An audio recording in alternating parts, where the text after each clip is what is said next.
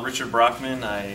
This is my third SharePoint Solutions class. Currently working at NCI Information Systems for the headquarters in Reston, Virginia. The class is really great.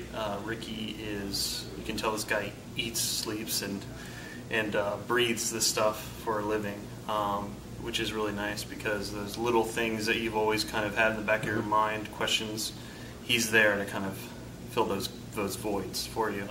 They're really laying down the foundation correctly for you, opposed to just kind of putting furniture in the house right away kind of thing.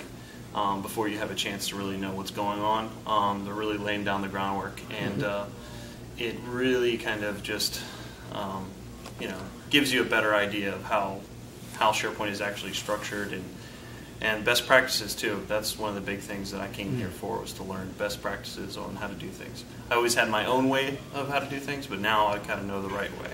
The most helpful part of the class was, the instructing. I think doing the labs after, Ricky would go through something, and then we would have the lab right afterwards, so it would really kind of sink in better. You see it from beginning to end, and it really kind of connected the dots. The most important thing I learned was actually just gaining the confidence and knowing that you're not always going to know everything about SharePoint.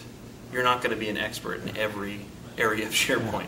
It's this big beast, it's this big animal, but you just take bits and pieces as you can, and you become a generalist. And then once you've become a generalist, after you've taken the proper training courses and you have experience in SharePoint, then you can kind of dive down deeper and kind of figure out whatever your niche is. So whether you want to be more of a developer or an administrator, or you kind of want to stay as a generalist.